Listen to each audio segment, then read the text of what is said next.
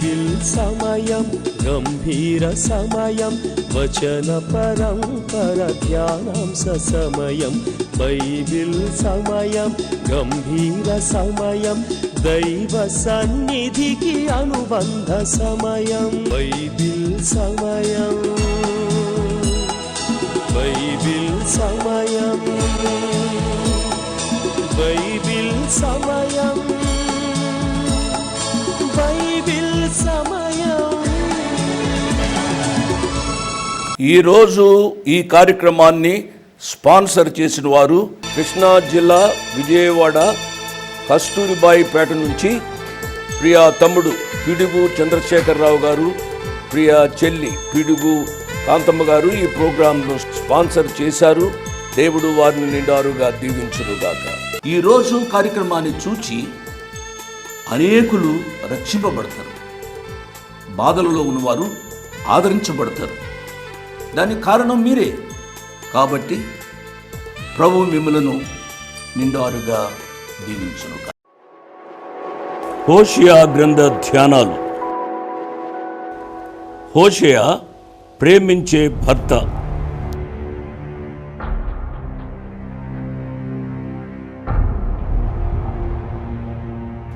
గోమెరు అపనమ్మకస్తురాలైన భార్య.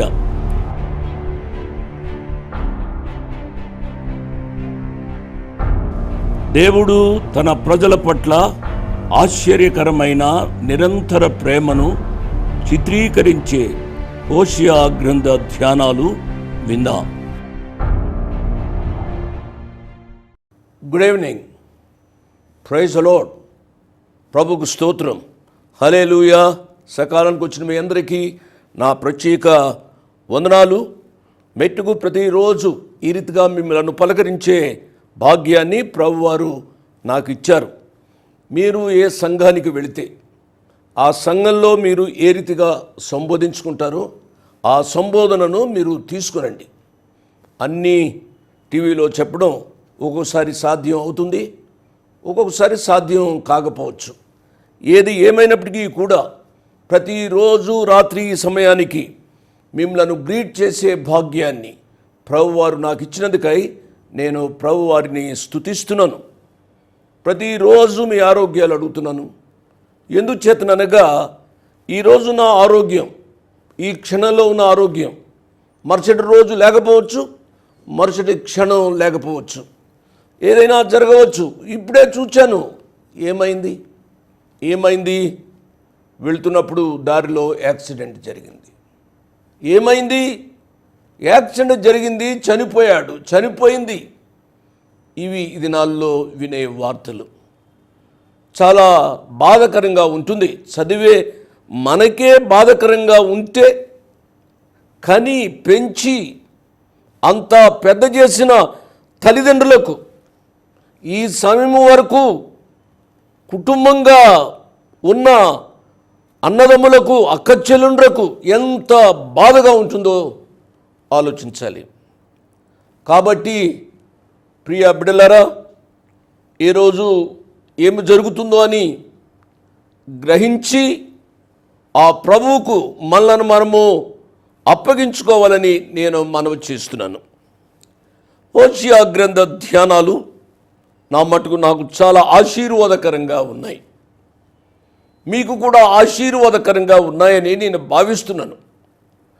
హోషేయ గ్రంథ ధ్యానాలు మనము చాలా లోతుగా అర్థం చేసుకోవాలి. మామూలుగా చదివితే అంత అర్థం కాదు. హోషేయ గ్రంథం 1000 సంవత్సరాల పరిపాలనలో కూడా జరిగే విషయాలు ఈ గ్రంథంలో రాయబడ్డాయి. కాబట్టి నా ప్రియ బిడ్డలారా, ఈ యొక్క గ్రంథ ధ్యానాలు చాలా ప్రార్థనాపూర్వకంగా శ్రద్ధగా మీరు వినాలని, విన్న వాక్య ధ్యానాలను మరొకసారి మీరు ధ్యానించాలని ప్రభు పేరిట నేను మనవి చేస్తున్నాను. మంచిది. దేవుని యొక్క వాక్య ధ్యానంలోనికి వెళదాం. ప్రార్థన చేస్తాను. దయచేసి తలలు వంచండి, కళ్ళు మూసుకునండి. ప్రార్థనలో నాతో ఏకీభవించండి. వీలున్న వారు మోకరించండి.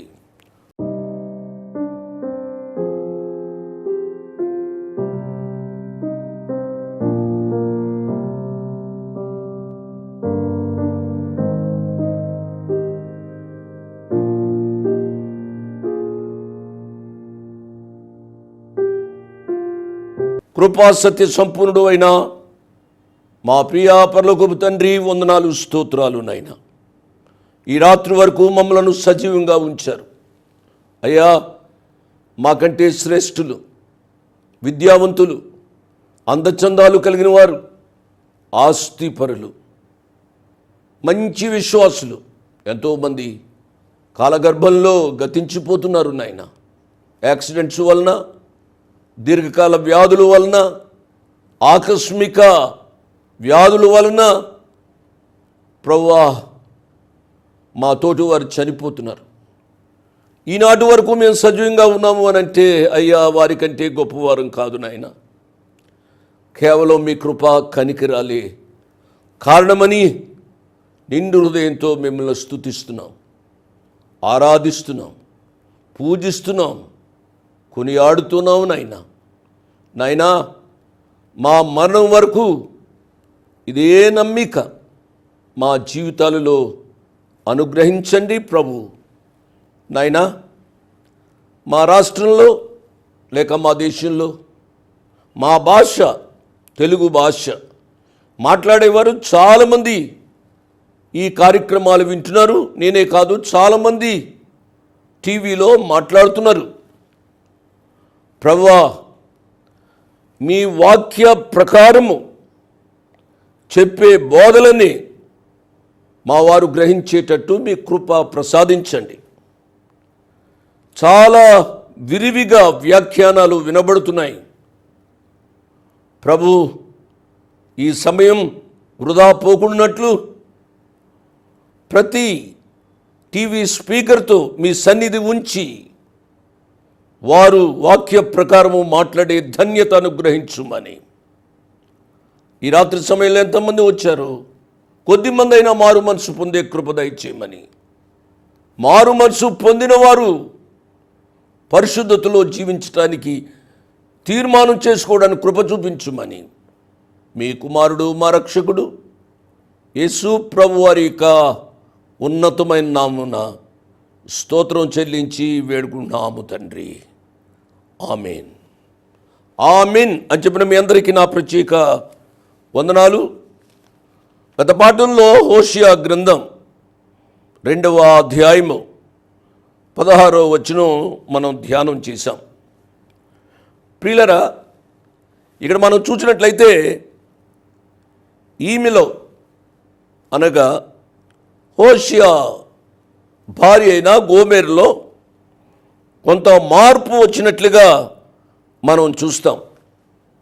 అదే రీతిగా ఇశ్రాయేలు ప్రజలలో కూడా మార్పు వచ్చినట్లుగా మనం చూస్తాం. అంతకుముందు ఇశ్రాయేలు ప్రజలు బయలు దేవతను పూజించేవారు.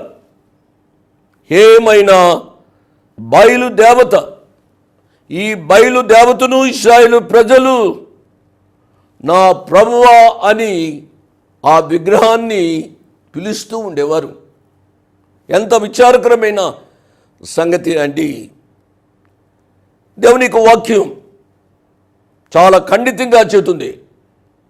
నిర్గమాకాండంలో మోషే గారికి దేవుడు 10 ఆజ్ఞలు ఇచ్చినప్పుడు మొట్టమొదటి ఆజ్ఞ ఇదే: ఏ విగ్రహాన్ని పూజించడానికి వీల్లేదు. ఎందుకు అనగా మన దేవుడు సజీవుడైన దేవుడు, ఆయన మాట్లాడే దేవుడు, ఆయన నీతో నాతో ప్రతి క్షణము ఆయా రీతులుగా మాట్లాడుతున్నాడు. ఇప్పుడు ఈ సజీవ వాక్యం ద్వారా మాట్లాడుతున్నాడు. కాబట్టి అటువంటి సజీవుణ్ణి ఒక విగ్రహం వలె పూజించటానికి వీలు లేదు అనే సత్యాన్ని నేను జ్ఞాపకం చేస్తున్నాను. నేను చెప్పాను, ఇంట్లో పటాలు కూడా పెట్టుకోకూడదు అని నేను చెప్పాను. విశ్వవాణిలో చెప్పాను, ఇప్పుడు కూడా చెప్తున్నాను, అనేక స్టేజ్ల మీద కూడా నేను చెప్పాను. మీలో కొంతమందికి సంశయం రావడానికి అవకాశం ఉంది. జోషి గారికి యేసు అనుచరుల ప్రోగ్రాంలో సమాధాన సమయంలో కానీ బైబిల్ సమయంలో కానీ యేసు ప్రభు వారి బొమ్మను చూపెడతారు కదా అని అడగడానికి అవకాశం ఉంది. నేను చెప్తున్నాను ప్రియులరా, అది బొమ్మ కాదు, పటం కాదది. ఒక వ్యక్తి ఆ రీతిగా ఆ క్యారెక్టర్ను వేశాడు. అంతేగాని ఒక పటాన్ని, నిర్జీవమైన పటాన్ని నేను చూపించడం లేదు అనే సత్యాన్ని ప్రియా శ్రోతలు, వీక్షకులు గమనించాలి. మన దేవుడు సజీవుడు. ప్రభువా ప్రభువా అని పిలిచేవాడు పరలోక రాజ్యంలో ప్రవేశింపనేరుడు అని నిర్దిష్టంగా ఆ ప్రియ ప్రభు చెప్పారు. చాలామంది క్రైస్తవ కుటుంబాలలో పుడతారు. క్రైస్తవ కుటుంబాలలో పుట్టి దేవుని వాక్యం బైబిల్ చదువుకుంటూ ప్రతి ఆదివారం ఆరాధనకు వెళుతూ క్వైర్లో కూర్చుంటూ పాటలు పాడుతూ ఏ కార్యాలు చేసినా లాభంలే. దేవుని వాక్యం చాలా ఖండితంగా చెప్పబడింది అండి. చూడండి, యేసు ప్రభు వారు కొండ మీద ప్రసంగం చేస్తూ ఈ రీతిగా చెప్పారు. మత్తయి సువార్త 7వ అధ్యాయము 21వ వచనం. ప్రభువా ప్రభువా అని నన్ను పిలుచు ప్రతి వాడును పరలోక రాజ్యంలో ప్రవేశింపడు గాని పరలోకమందున్న తండ్రి చిత్త ప్రకారము చేయువాడే ప్రవేశించును. ఆ దినమందు అనేకులు నన్ను చూచి, ప్రభువా ప్రభువా మేము నీ నామమున ప్రవచింపలేదా? అంటే ఆయన నామాన్ని చాలామంది ప్రవశిస్తారన్నమాట. నీ నామమున అనేకమైన దయ్యములను వెళ్ళగొట్టలేదా? దయ్యాలు వెళ్ళగొడతారన్నమాట. ఈ దినాల్లో కూడా చాలామందిని చూస్తున్నాం, దయ్యాలను వెళ్ళగొట్టేవారిని. విచిత్రమైన కార్యాలు ఈనాడు స్టేజ్ల మీద జరుగుతూ ఉన్నాయి. నీ నామమున అనేకములైన అద్భుతములు చేయలేదా అని చెప్పుదురు. అప్పుడు ప్రభు ఏమంటున్నాడు చూడండి, నేను మిమ్మును ఎన్నడును ఎరుగను, అక్రమము చేయువార్లరా నా యొద్ద నుండి పొండి, get out, you don't have any place. నా దగ్గర ఉండడానికి ఏ విధమైన మీకు స్థలం లేదు. మీరు అద్భుతాలు చేయొచ్చు, సూచక్రియలు చేయొచ్చు, ఏమేమో చేయొచ్చు. అది నోటికే పరిమితమైంది, కానీ హృదయంతరంగంలో నన్ను మీ సొంత రక్షకునిగా అంగీకరించలేదు. వాక్యం వింటున్నా నా ప్రియ బిడ్డలారా, ఈ సత్యాన్ని గమనించమని ప్రభు పేరిట నేను జ్ఞాపకం చేస్తున్నాను. ఈ దినాల్లో టీవీల్లో జరిగేవి ఇవే. యేసు ప్రభు వారి నామ పేరిటే అద్భుతాలు చేసినట్టుగా చేస్తున్నారు. ఈ మధ్య ఎవరో నాతో చెబుతున్నారు, వాళ్ళు అద్భుతాలు చేస్తున్నారు కదండి, వాళ్ళు ఏం చేస్తారు అని అంటే వాళ్ళ ఊరు నుంచి తెచ్చుకుంటారు కొంతమందిని. వాళ్ళు ఊరు నుంచి కొంతమందిని తెచ్చుకొని వాళ్ళ చేత సాక్ష్యాలు చెప్పిస్తారండి అని నాతో అంటున్నారు. ఐ డోంట్ నో, నాకు తెలియదు అది. ప్రియులరా, ఆ రీతి అయిన మోసకరమైన కార్యాలు చేస్తూ ఉంటే ఒకానొక దినాన్ని వారు దేవుని సాన్నిధ్యంలో నిలబడి జవాబు చెప్పవలసిన ఆవశ్యకత ఉంటుంది అనే విషయాన్ని నేను జ్ఞాపకం చేస్తున్నాను. 17వ వచనం. అది ఇక మీదట బయలుదేవతల పేళ్లను జ్ఞాపకమునకు తెచ్చుకొనకుండాను అవి దాని నోట రాకుండాను నేను చేసేదను. దేవుని నామానికి స్తోత్రం. ఇక ఇశ్రాయేలు ప్రజలలో ఒక నూతనమైన మార్పు వస్తోంది. ప్రియులరా, ఈ దినాల్లో కూడా ఇశ్రాయేలు దేశం వెళితే ఇశ్రాయేలు దేశంలో ఉన్న యూదులు యేసు ప్రభువారిని మెస్సియాగా ఒప్పుకోరు, యేసు ప్రభువారిని దేవునిగా అంగీకరించరు. కానీ ఒకానొక దినం వస్తుంది. ఒకానొక దినం వచ్చినప్పుడు మీరు ఆ రోజున బయలుదేవత పేరు మీరు జ్ఞాపకానికి తెచ్చుకోరు. యేసు ప్రభువే దేవుడుగా, యేసు ప్రభువారినే మెస్సియాగా మీరు అంగీకరిస్తారు. దయచేసి ఈ సత్యాలు గమనించాలని నేను మనవి చేస్తున్నాను. అందుచేతనే హోషేయ గ్రంథ ధ్యానాలు మనము అర్థం చేసుకోవడానికి కొంచెం కఠినంగా ఉంటాయి. వారు అప్పుడు విగ్రహాలను పూజించటం మానివేస్తారు. 18వ వచనం, ఆ దినమున నేను నా జనుల పక్షముగా భూజంతువులతోనూ ఆకాశ పక్షులతోనూ నేలను ప్రాకు జంతువులతోనూ నిబంధన చేయుదును. విల్లును ఖడ్గమును యుద్ధమును దేశంలో ఉండకుండా మాన్పించి వారిని నిర్భయముగా నివసింపచేయుదును. దేవుని నామానికి స్తోత్రం. ఆ దినమున అనగా ఇప్పుడు, ఆ దినమున అనగా జాగ్రత్త వినండి, 1000 సంవత్సరాల పరిపాలనా కాలంలో, 1000 సంవత్సరాల పరిపాలనా కాలంలో ఏమి జరుగుతుంది అనగా, సింహం ప్రక్కన ఆవు ఉంటుంది, సింహం ప్రక్కన మేక ఉంటుంది. ఇప్పుడు మనం చూసినట్లయితే సింహము లేక పులి లేక ఆ క్రూర జంతువు ఏదైనా ఉంది అనుకోండి, ఇంకొక సాధు జంతువు దాని ముందు వెళుతుంది అని అనుకోండి, అమాంతంగా దాని మీద పడి మృంగివేస్తుంది, చంపేస్తుంది. కానీ ఒకానొక దినం వస్తుంది, ఆ దినమున, ఏ దినమున? 1000 సంవత్సరాల పరిపాలనా దినమున ఎలా ఉంటుంది పరిస్థితి అనగా, నా ప్రియ బిడ్డలారా, we cannot understand the day. How is that day going to be? ఆ దినం ఎలా ఉంటుంది అనగా, సింహము ప్రక్కనే మేక పడుకుంటుంది, సింహము ప్రక్కనే ఎద్దు పడుకుంటుంది, సింహము ప్రక్కనే ఇంకొక మామూలు జంతువు పడుకుంటుంది. అవి దేవుడు సృష్టించిన జంతువులలో అవి ఎంతో అన్యోన్యంగా ఉండడానికి అవకాశం ఉంది. ఆ దినమున దేవుడు వాటిని కూడా ఎంతో భద్రంగా కాపాడుతాడు అనే విషయాన్ని నేను జ్ఞాపకం చేస్తున్నాను.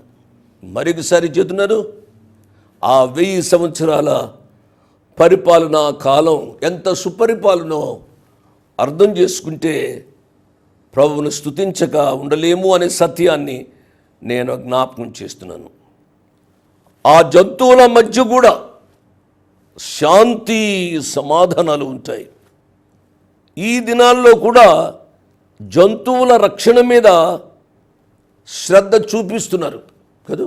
అప్పుడప్పుడు మీరు చూడండి, ఆడవాళ్ళు పిల్లిని, కుక్క పిల్లని ఎంత భద్రంగా ఒళ్ళో పెట్టుకుంటారండి. అంటే కొన్ని జంతువులు అంటే మనుషులకు చాలా ఇష్టంగా ఉన్నట్టుగా మనం చూస్తాం. ఇప్పుడు పిల్లి, కుక్క, కానీ అప్పుడు సింహం, సింహం ప్రక్కన పిల్లి, సింహం ప్రక్కన చిన్న కుక్క. ఎంత మంచి దినాలు ఆ దినాలు. ఆ దినాలు నీవు చూడాలి అని అంటే, ఆ దినాలలో నీవు ఉండాలి అని అంటే, నా ప్రియ తమ్ముడు, నా ప్రియ చెల్లి, నా ప్రియ బిడ్డ, నేను చెప్తున్నాను, ఆ దినంలో నీవు ఉండాలి అనగా ఇప్పుడే నీవు మారు మనసు పొందాలి, నువ్వు రక్షింపబడాలి, నీ పాప జీవితము నుండి నువ్వు విడుదల పొందాలి అని ప్రభు పక్షంగా నేను మనవి చేస్తున్నాను. దేవుడు భూమిని ఎల్లప్పుడూ ఆశీర్వదిస్తున్నాడు, కానీ మనుషుడే ఆ భూమిని పాడు చేస్తూ ఉన్నాడు. 19-20 వచనాలు, నీవు నిత్యము నాకునున్నట్లుగా నేను నీతిని బట్టి తీర్పు తీర్చడం వలనను దయాదాక్షిణ్యములు చూపడం వలనను నిన్ను ప్రధానము చేసుకుందును. నీవు యెహోవాను ఎరుగునట్లు నేను నమ్మకమును బట్టి నిన్ను ప్రధానము చేసుకుందును. ప్రధానము అనంటే మీకు తెలుస్తుంది కదా, పెండ్లికి ముందు జరిగే కార్యక్రమం ప్రధానం. ప్రధానం జరిగే సమయంలోనూ ఆ తరువాత వధూవరుల భావాలు ఎంత మధురంగా ఉంటాయో ఆలోచించాలి. పెండ్లికి ముందు కొంతమంది యవ్వనస్తులు కలుసుకుంటారు, వాళ్ళు ప్రేమించుకుంటారు. నా ఉద్దేశం, నా బిడ్డలరా, మీరు నాకు బిడ్డలు అంటువారు, మనవళ్ళు మనవరాళ్ళు అంటువారు. మీ పెండ్లికి ముందు మీరు ప్రేమించుకోవద్దు. నేను చెప్పేది అది. మీరు పెండ్లికి ముందు ప్రేమించుకుని పెండ్లైన తర్వాత అసలు ప్రేమ మీ దగ్గర ఏమీ మిగలదు. కాబట్టి you have to reserve your love before your actual wedding day.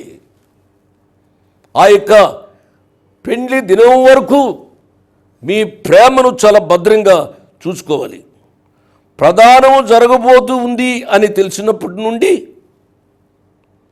వారిద్దరూ, అనగా పెండ్లి కుమారుడు పెండ్లి కుమార్తె, ఒకరిని గూర్చి ఒకరు మధురమైన తలంపులు, వాళ్ళు ఆకాశంలో, ప్రేమాకాశంలో వాళ్ళు విహరిస్తూ ఉంటారు. I think no poet can describe that. ఏక కవి కూడా వారి యొక్క భావాలను వర్ణించలేడేమో, అంత చక్కగా ఆ మధురానుభూతి ఉంటుంది. ఏమంటున్నాడు ఇక్కడ? నీవు నిత్యము నాకున్నట్లుగా నేను నీతిని బట్టి తీర్పు తీర్చవలను, దయాదాక్షిణ్యములను చూపుట వలను నిన్ను ప్రధానము చేసుకుందును అని సెలవిస్తున్నాడు దేవుడైన యెహోవా. ప్రియులారా, దేవుని వాక్యాన్ని మనం జాగ్రత్తగా ఆలోచించినట్లయితే ధర్మశాస్త్రంలో కూడా దేవుడు ప్రేమను పొందుపరిచాడు. చాలామంది స్పీకర్స్ ఈ దినాల్లో ధర్మశాస్త్రం అంటే అట్లాగా తీసిపాడేస్తున్నారు. ధర్మశాస్త్రాన్ని చదవాలి, బైబిల్ అంతా చదవాలండి. బైబిల్ అంతా చదివి బైబిల్లో ఉన్న మన కొరకు రాసిపెట్టిన ఆ సత్యాలను మనము సంపూర్ణంగా అర్థం చేసుకోవాలి. కానీ ధర్మశాస్త్రం అట్లా లేక ఇది ఇట్లా అన్నట్టుగా మన యొక్క పరిమితమైన జ్ఞానంతో వ్యాఖ్యానించకూడదు అనే విషయాన్ని నేను జ్ఞాపకం చేస్తున్నాను. దేవుని యొక్క ప్రేమను, దేవుని యొక్క జాలిని మనము విడదీయలేము అనే విషయాన్ని మనం నేర్చుకోవాలి. ఎందుచేతనగా ఆయన ప్రేమమయుడు, ఆయన జాలి కలిగినవాడు, ఆయన ప్రేమ చేత మనల్ని రక్షించుకున్నాడు. రక్షింపబడిన నాటి నుండి మనం చనిపోయే వరకు ఆ పద్ధతిలో మనం ఉంటాము అని చెప్పలేము. రక్షింపబడిన తరువాత కూడా పడిపోవడానికి అవకాశం ఉంది. మనను పడిపోయినప్పుడు మన యందు జాలి కలిగిన ప్రియ ప్రభు మనను ఆయన హక్కును చేర్చుకుంటాడు. తప్పిపోయిన కుమారుడి యొక్క సంగతి మన అందరికీ తెలుసు కదూ. వాడు వెళ్ళిపోయాడు, ఇష్టానుసారంగా జీవించాడు. ఒకరోజు వచ్చింది, మరలా తిరిగి వచ్చాడు. ఒరే, నన్ను ఇంత బాధ పెట్టావు, నువ్వు నన్నే కాదు అమ్మను బాధ పెట్టావు, ఇంట్లో ఉన్న వారు అందరినీ బాధ పెట్టావు, నువ్వు రావద్దు పో అనలే. ఆ ప్రియ తండ్రి, ప్రేమ కలిగిన తండ్రి అది నాక్కున చేర్చుకొని ఎంతో ఆర్భాటాన్ని, విందును ఆయన ఏర్పాటు చేశాడు. ప్రియులారా, ఈ సత్యాన్ని మనం అర్థం చేసుకోవాలి. ఇప్పుడు ఇశ్రాయేలు ప్రజలు ఆ దేశానికి తిరిగి వచ్చారు, కానీ వారిని గూర్చిన ప్రవచనం ఇంకా నెరవేరలేదు. నేను 4 పర్యాయాలు ఇశ్రాయేలు దేశం వెళ్ళాను. ఇశ్రాయేలు దేశానికి ఇశ్రాయేలు ప్రజలు వచ్చిన మాట వాస్తవమే, కానీ ఇశ్రాయేలు ప్రజల పట్ల దేవుని యొక్క ప్రవచనం ఇంకా నెరవేరలేదు అనే విషయం ఆ ఇశ్రాయేలు దేశం వెళ్ళిన వారికి తెలుస్తుంది. వారిని ప్రదానం చేసుకునేటప్పుడు నీతిని బట్టి, న్యాయాన్ని బట్టి, ప్రేమతో కూడిన కనికరాన్ని బట్టి, జాలిని బట్టి వారిని తమ దేశానికి తీసుకుని వచ్చాడు. ఇప్పుడు ఇశ్రాయేలు దేశం లోకంలో మిగిలిన దేశాల్లాగానే ఉంది, వారు క్రూరంగా ప్రవర్తిస్తున్నారు అని కొందరు అనుకుంటారు. వారు మాటికి యుద్ధానికి వెళతారు అని అనుకుంటారు. కానీ ప్రియులరా, వారు మాటికి యుద్ధానికి వెళ్తారు అని అంటే ఒక సత్యాన్ని మనం అర్థం చేసుకోవాలి. వారు తమ చిన్న దేశాన్ని వారు రక్షించుకోవాలి కదా. ఈనాడు పెద్ద పెద్ద దేశాలు కూడా ఆ చిన్న దేశమైన ఇశ్రాయేలు దేశానికి భయపడటానికి కారణం ఏమిటనగా ఆ దేశంపై దేవుని యొక్క ప్రేమ దృష్టి ఉంది అనే విషయాన్ని నేను జ్ఞాపకం చేస్తున్నాను. అందుకని అన్నాడు, నేను నమ్మకమును బట్టి నిన్ను ప్రదానము చేసుకుందును. జరిగిపోయిన కాలంలో వారు ఎన్నడూ కూడా దేవునికి నమ్మకంగా జీవించలేదు. ప్రియులరా, ఇశ్రాయేలు మాట అలా ఉంచండి. మన సంఘాలు చూడండి, మన సంఘాల పరిస్థితి ఏ రీతిగా ఉంది. కొన్ని సంవత్సరాల క్రితం మన సంఘాలు మంచిగా ఉంటే ఉండవచ్చు, ఇప్పుడు ఎంత దారుణంగా ఉన్నాయంటే మన సంఘాల పరిస్థితి. దేవుని యొక్క నమ్మకమే ఈనాడు విశ్వాసిని కాపాడుతుంది, కానీ మన గొప్పతనం కాదు అనే సత్యాన్ని మనము అర్థం చేసుకోవాలి. ఏమంటున్నాడు? నీవు యెహోవాను ఎరుగునట్లు నేను నమ్మకమును బట్టి నిన్ను ప్రదానము చేసుకుందును. అవును ప్రియులరా, నేను ముగించాను. ఓషియా గ్రంథ ధ్యానాలు మీరు ప్రేమిస్తే దయచేసి ఈ కార్యక్రమాలు నిర్విఘ్నంగా సాగేటట్టుగా మీరు చూచి సహాయపడమని మనవి చేస్తున్నాను. ఒక ప్రోగ్రాంకి అయ్యే ఖర్చు 12,000 రూపాయలు. మీకు ఎంత వీలుంటే అంత సహాయపడి ఈ కార్యక్రమాలు ఈ రీతిగా సజావుగా సాగేటట్టుగా చూడమని మనవి చేస్తూ ముగిస్తున్నాను. దేవుడు మిమ్మల్ని నిండారుగా దీవించునుగాక. ఆమేన్. My address 1-1-214/2, flat number 505506. 1-1-214/2, flat number 505506. Prithvi Apartments Extension, Gate Nagar, Chikkadpalli, Hyderabad 20. దేవుడు మిమ్మల్ని నిండారుగా దీవించునుగాక. ఆమేన్.